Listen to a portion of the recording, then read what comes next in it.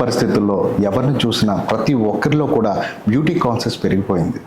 దీంతో ప్రతి ఒక్కరూ అందంగా కనిపించేందుకు ఎన్నో ప్రయత్నాలు చేస్తూ మరింత అందాన్ని తమ వశం చేసుకునేలా మక్కువ చూపిస్తున్నారు. దీంతో ఎక్కడ చూసినా బ్యూటీ అండ్ కాస్మెటిక్ పలు సెంటర్లు గొప్ప తెప్పలుగా ఏర్పడ్డాయి. అసలు ఈ కాస్మెటిక్ సెంటర్లో ప్రతి ఏజ్ గ్రూప్ని టార్గెట్ చేస్తూ రకరకాల ప్యాకేజీల పేరుతో వాళ్ళకి రంగుల ప్రపంచాన్ని చూపించి కాసుల వర్షం కురిపించుకుంటున్నారు. అసలు ఈ యొక్క కాస్మెటిక్ అండ్ బ్యూటీ సెంటర్ల యొక్క భాగోతం ఏంటి, దీనికి సంబంధించి ఎలాంటి ఫలితాలు ఉంటాయన్న విషయాలకు సంబంధించి మన మధ్య NRI institute of medical sciences dean doctor PV Sudhakar Visakhapatnam ఆయన మనతో ఉన్నారు. ఆయన అడిగి మరిన్ని వివరాలు తెలుసుకుందాం. సార్ చెప్పండి, యొక్క బ్యూటీ అండ్ కాస్మెటిక్ సెంటర్స్ చాలా ఒక అడుగడుక్కి వెలిసిపోతున్నాయి. దీనికి సంబంధించి అసలు దీనికి అడ్డుకట్టలేదా, దీనిలో అసలు ఎలాంటి ఫలితాలు ఉంటాయంటారు? ఇది ఒక రకరకాల ప్యాకేజీల పేరుతో ఆల్ ఏజ్ గ్రూప్స్ని కూడా వదలకుండా, ఈవెన్ ఓల్డ్ సీనియర్ సిటిజన్స్ని కూడా వదలకుండా వాళ్ళకి కూడా పలు రకాల ప్యాకేజీలు పెడుతున్నారు. దీనికి సంబంధించి మీరేం చెప్పాలనుకుంటున్నారు? నమస్కారం అండి. చాలా మంచి సబ్జెక్టు, ఇది మంచి ప్రశ్న. కారణం ఏంటంటే, మనిషి అందంగా ఉండాలి అని కోరుకోవటం అనేది చాలా సహజం. ఇంత సహజమైన ఆలోచనతో ప్రతి వాళ్ళు కూడాను అందంగా కనిపించాలి అని కోరుకోవటంలో తప్పులేదు. కారణం ఏంటంటే, అందం అనేది బయట బాహ్య ప్రపంచంలోకి మనం వెళ్ళినప్పుడు ఒక వ్యక్తి అవకాశాలను మెరుగుపరుస్తుంది, వాళ్ళ ఆత్మస్థైర్యాన్ని మెరుగుపరుస్తుంది. కాబట్టి అందంగా ఉండాలని కోరుకోవటం తప్పులేదు. అయితే నేను అందంగా ఉండాలని కోరుకోవటానికి, నేను ఫలానా వాళ్ళలాగా ఉండాలని కోరుకోవటానికి చాలా అంతర్యం ఉంది. ఎప్పుడు కూడా ప్రతి వ్యక్తి కూడా ఆ భగవంతుడు అందంగా తయారు చేశాడు. అయితే ఇంకా అందంగా కొన్ని మెరుగులు దిద్దుకుంటే ఇంకా మెరుగైన అవకాశాలు, ఉద్యోగ అవకాశాలు అయి ఉండొచ్చు, లేకపోతే యాక్టింగ్లో కానీ ఇంకో చోట కానీ మంచి అవకాశాలు రావడానికి అవకాశం ఉంది. కాబట్టి అలాంటి చోట మనం ఇంకా అందంగా కనిపించాలి అని అనుకోవటంలో అసలు ఎటువంటి తప్పు లేదు. అలాగే అందాన్ని ఎవరైనా పరుచుకోవటం అనే దాన్ని రెండు రకాలుగా చూడొచ్చు. ఒకటి ఏంటంటే పర్మనెంట్గా, అంటే ఆపరేషన్ల ద్వారా మెరుగైన ఆకృతిని తెచ్చుకోవటం ఒకటైతే, తాత్కాలికంగా అంటే ఉదాహరణకి కొన్ని లేపనాలు పూసి, అంటే ఆయింట్మెంట్స్ అయి ఉండొచ్చు, లేకపోతే కెమికల్ పీలింగ్ అని, ఇలా రకరకాల చర్యల వలన తాత్కాలికంగా అందాన్ని మెరుగుపరుచుకునేది ఒకటి. అయితే మేకప్ లాంటి వాటిని, అలాగే ఈ కెమికల్ పీల్స్ ఇలాంటివి అయితే ఉన్నాయో వీటిని మనం కాస్మెటాలజీ అని చాలామంది ఇటీవల ప్రాక్టీస్ చేస్తూ చూస్తున్నాం.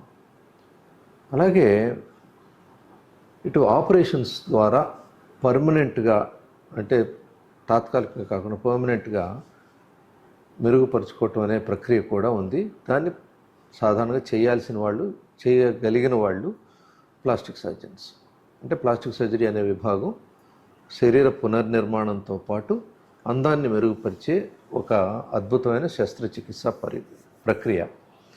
అయితే ఇటీవల కాలంలో ఏమవుతుందంటే, మీరు చెప్పినట్లు ఎన్నో బ్యూటీ క్లినిక్స్ అవన్నీ వచ్చేసి వాళ్ళు కేవలం మేకప్ కోసం చిన్న కాకుండా సర్జరీలు కూడా చేయటం మొదలెట్టారు. దీని పట్ల ప్రజలు చాలా అప్రమత్తంగా ఉండాలి. అయితే ప్రతిదానికి కూడా సరైన శిక్షణ అనేది అవసరం. దాని మీద విపరీతమైన మనకి అనుభవంతో చేసే ఆపరేషన్లు, కొన్ని నెలల పాటు ఎవరో కొంచెం అనుభవజ్ఞుల దగ్గర పనిచేసి మేకప్ లాంటి వాటిల్లో వాళ్ళు సంపాదించిన అనుభవంతో చేసే ప్రక్రియకి చాలా తేడా ఉంటుంది. అయితే మనం గమనించాల్సింది ఏంటంటే, ప్రతి వాళ్ళు కూడాను మనం అందం మెరుగుపరచడానికి వెళ్ళినప్పుడు ఇది తాత్కాలికమా, ఇది లేకపోతే ఇది సహజంగానే జీవితం అంతా ఉండిపోతుందని చూసుకోవాలి. ఆపరేషనా, నాన్ ఆపరేషనా. అయితే ఇటీవల ఆపరేషన్ లేకుండానే మీకు పలానా చికిత్స, ఇలా కొన్ని ఫాల్స్ అడ్వర్టైజ్మెంట్స్ ఇచ్చి దానివలన బోల్డన్ని డబ్బులు సంపాదించడమే కాకుండాను వచ్చిన క్లయింట్స్ అంటాం, ఈ వ్యక్తుల దగ్గర నుంచి విపరీతంగా డబ్బులు గుంజుకోవడానికి ప్రయత్నం చేస్తున్నారు. వాళ్ళేమో తర్వాత ఆశించిన ఫలితం రాక లబోదిబోమని తర్వాత మళ్ళీ డాక్టర్ల దగ్గరికి రావడం జరుగుతుంది.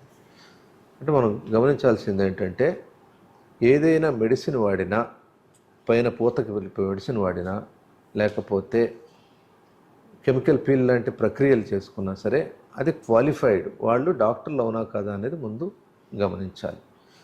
మేకప్ చేయడానికి మాత్రం బ్యూటీషియన్స్ దగ్గరికి ఖచ్చితంగా వెళ్ళచ్చు. మేకప్ అంటే ఏంటి? పైన రంగులు అద్ది ఒక ఫంక్షన్కి వెళ్ళటానికో లేకపోతే ఒక కార్యక్రమంలో పాల్గొనేటప్పుడు కొంచెం మెరుగ్గా కనపడటానికి వస్తుంది. దానివల్ల పెద్ద నష్టం లేదు. అయితే అదేంటి, ఇంటికి రాగానే మొహం కడుక్కోగానే ఆ మేకప్ మళ్ళీ మామూలు అయిపోతుంది. దానివల్ల ఆరోగ్యపరమైన ఇబ్బందులు పెద్దగా రావు. కానీ ఈ కెమికల్ పీల్స్ అని, కొంతమంది ఫ్యాట్ ఇంజెక్ట్ చేస్తామని చెప్పేసి అంటే పొట్టలోంచి ఫ్యాట్ తీసివేయటము, ఏమి క్వాలిఫికేషన్ లేకుండా, దాని గురించి సరైన అవగాహన లేకుండా ఎప్పుడైతే చేస్తున్నారో దానివల్ల చాలా ప్రమాదాలు కొంచెం ఉన్నాయి. ఆ మధ్య మనం హైదరాబాద్లో కూడా 1-2 సంఘటనలు ఇలాంటివి చూసాము. ఈ ఫ్యాట్లు అలాంటివి ఇంజెక్ట్ చేయటం వలన సరైన ప్రికాషన్స్ తీసుకోకుండా దానివలన మృత్యువాత పడిన సందర్భాలు కూడా ఉన్నాయి. ప్రస్తుత పరిస్థితుల్లో బేసిక్గా ఒక 10 to 30 మినిట్స్లో మీ యొక్క రూపురేఖలు మార్చేస్తాం, నాన్ సర్జికల్ ప్రాసెస్ అంటారు, చాలా సులువైన పద్ధతి అంటారు. అసలు వీటి ఫలితాలు ఏంటి? అసలు ఇది ఎంతవరకు నిజం అంటారు సార్? అంటే రూపురేఖలు మార్చేయటం అంటే హెయిర్ స్టైలింగు, తర్వాత మేకప్ వేయటం, అంతవరకు అయితే రూపురేఖలు తాత్కాలికంగా మారుతాయి. కానీ మర్నాడే అది మళ్ళీ మామూలుగా ఒరిజినల్ పొజిషన్కి వచ్చేస్తారు. అది గుర్తుపెట్టుకోవాలి. ఎవరైనా సరే జీవితాంతం మీకు ఇలాగే ఉండిపోతాయి, మీ రూపురేఖలు ఈ అరగంటలో మార్చేస్తామంటే మాత్రం అది కేవలం అబద్ధం మాత్రమే. అంటే నాన్ సర్జికల్ మెథడ్స్ అంటే సర్జరీ లేకుండా చేసే ఏదైనా సరే అది కేవలం తాత్కాలికం మాత్రమే. దానివలన ఎక్కువ రోజులు కానీ జీవితాంతం ఆ మార్పులు ఉండిపోతాయి అని ఎవరైనా చెప్తే దయచేసి ఎవరు కూడా అది నమ్మకండి. రెండోది, మీరు చేయించుకునే పద్ధతి ఎలాంటిది, అది మెడికల్ పద్ధత, నాన్ మెడికల్ పద్ధత అనేది ఒకటి మనం విశ్లేషించాలి. మెడికల్ పద్ధతి అయితే కేవలం డాక్టర్ల ద్వారా మాత్రమే చేయాలి. నాన్ మెడికల్ పద్ధతి అయితే మేకప్ లాంటిది, హెయిర్ స్టైలింగ్ లాంటిది, అది బ్యూటీ క్లినిక్స్లో చేయొచ్చు. సో ఇవి రెండు మాత్రం ప్రజలందరూ కూడా చాలా అప్రమత్తంగా ఉండి, సర్జికల్ మెథడ్స్ ఎప్పుడూ కూడా అనుభవం లేని వాళ్ళు, డిగ్రీ లేని వాళ్ళ దగ్గర ఎప్పుడూ కూడా చేసుకోకూడదు. ప్రతి వాళ్ళు చూడాల్సింది ఏంటంటే అక్కడ ఆ డాక్టర్కి ఎంబీబీఎస్, ఎంఎస్, ఎంసీహెచ్ ఈ 3 డిగ్రీలు ఉన్నాయా లేదా. ఈ 3 డిగ్రీలు ఉంటేనే వాళ్ళు కాస్మెటిక్ సర్జరీ చేయటానికి అర్హులు. మిగతా వాళ్ళందరూ అరకొర ట్రైనింగ్తోనూ వాళ్ళు చేసేస్తామనంటే మనం ఎప్పుడూ కూడా దాన్ని నమ్మకూడదు. అందుకని సరైన సలహా తీసుకుంటే వాళ్ళకి పెద్ద ముప్పు తప్పుతుంది. ముప్పు అంటే కేవలం డబ్బులు ఖర్చు పెట్టి డబ్బులు నష్టపోవటం ఒకటే కాదు, ఒక్కోసారి వాళ్ళు చేసే పద్ధతుల వలన ఏంటంటే చాలా వికారంగా తయారవచ్చు. అందం మాట వదిలేసి, ఇంకా మెరుగు మాట వదిలేసి మనం దాన్ని మార్పు తీసుకురాలేనటువంటి సందర్భాలు కూడా ఒక్కోసారి ఉంటాయి. సో అలాంటి కాంప్లికేషన్స్ రాకుండా ఉండాలి అని అంటే ఆ వ్యక్తి సరైన క్వాలిఫికేషన్స్ ఉన్న ప్లాస్టిక్ సర్జనా కాదా అనేది గుర్తించి వాళ్ళ దగ్గరికి వెళ్ళాలి. బ్యూటీ క్లినిక్లో చేసే ఐబ్రోస్ ఫర్ ఎగ్జాంపుల్, లేకపోతే మేకప్ కానీ, లేకపోతే హెయిర్ స్టైలింగ్ కానీ, అది ఎటువంటి ఇబ్బందులు కలుగజేయవు. ఎందుకంటే చాలా తాత్కాలికం, అది వాళ్ళకి తెలుసు, మీకు కూడా తెలుసు. కాబట్టి ఖచ్చితంగా ప్రజలు ఎవరైనా కావాలంటే వాటికి వెళ్ళచ్చు. కానీ పర్మనెంట్గా మీకు చేంజెస్ తీసుకొస్తాము, ఆపరేషన్ ప్రక్రియ ద్వారా అరగంటలో మీలో మార్పు తీసుకొచ్చేస్తాము అని ఎవరైనా అంటే దయచేసి అలాంటి మాటలను నమ్మి మోసపోవద్దనేది మా విజ్ఞప్తి. ఈ బ్యూటీ అండ్ కాస్మెటిక్ సెంటర్ సంబంధించి పర్మిషన్స్ అండ్ లైసెన్స్ ఏవి చూసి ఇస్తారు, ఎలా ఇస్తారు, ప్రజలు వీటిని ఏవి కరెక్ట్ అయినవి, ఏవి బోగస్ అని ఎలా గుర్తించాలంటారు? ఇప్పుడు సర్జికల్ ప్రొసీజర్ చేసేవి ఏవైనా ఉన్నాయి అంటే, సర్జికల్ ప్రొసీజర్ అంటే ఆపరేషన్ ద్వారా మెరుగుపరిచేది ఏదైనా ఉంటే వాళ్ళకి డిఎంఎండ్హెచ్ఓ సర్టిఫికేషన్ ఖచ్చితంగా ఉండాలి. డిఎంఎండ్హెచ్ఓ అంటే ఏంటి? District medical and health officer ఉంటారు, వారికి అప్లై చేస్తారు. ఏమంటే మా దగ్గర ఈ ప్రక్రియ మేము మొదలు పెడుతున్నామంటే అప్పుడు డిఎంఎండ్హెచ్ఓ ఏం చేస్తారంటే వీళ్ళు సేఫ్టీ ప్రికాషన్స్ అన్నీ తీసుకుంటున్నారా లేదా, అంటే ఉదాహరణకి మత్తు ఇస్తున్నారు అనుకోండి ఆ సెంటర్లోను, సరైన స్టెరిలైజేషన్ పాటిస్తున్నారా లేదా, మత్తు కావాల్సిన ఎక్విప్మెంట్ అంతా ఉందా లేదా, ఇది డాక్టర్లు నిర్వహిస్తున్నారా లేదా, డాక్టర్ల ఆధ్వర్యంలో జరుగుతుందా లేదా, ఇవన్నీ బేరీజ్ వేసుకుని వాళ్ళు సర్టిఫికెట్ ఇస్తారు. డిఎంఎండ్హెచ్ఓ సర్టిఫికెట్ ఉండాలి. అలా కాకుండాను ఊరికే హెల్త్ సెంటర్స్ స్పాస్ అనుకుంది వాటికి ఇలాంటివి ఏమీ పెద్దగా అవసరం లేదు.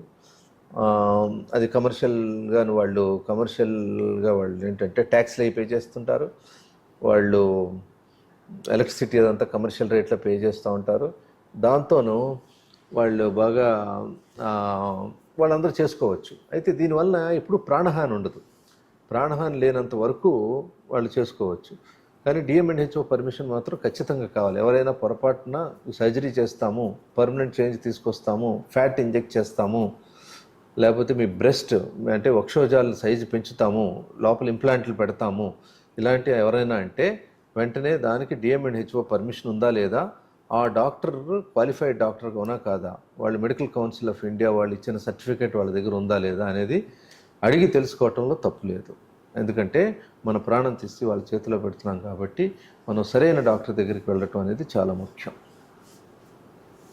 అయితే మొత్తానికి అందానికి సంబంధించి మేకప్ వరకు ఓకే, కానీ దానికి సంబంధించి ట్రీట్మెంట్స్ అయితే ఖచ్చితంగా నిపుణులైన వైద్యుల సమక్షంలో జరగాలి. లేదంటే అందం మర దేవుడు అడుగు వికృతి ఆయన ఆకారాన్ని సొంతం చేసుకోవడం జరుగుతుందని చెప్తున్నారు. ఎట్టి పరిస్థితుల్లో కూడా దీనిపై ప్రతి ఒక్కరూ ఆలోచన చేసి ఈ యొక్క బ్యూటీ అండ్ కాస్మెటిక్ సెంటర్ సంబంధించి పూర్తి అవగాహన కలిగి ఉండాలని చెప్పి అయితే వైద్యులు పివి సుధాకర్ గారు చెప్తున్నారు. కెమెరా పర్సన్ జనాతో శివప్రసాద్, న్యూస్ 4 వైజాగ్.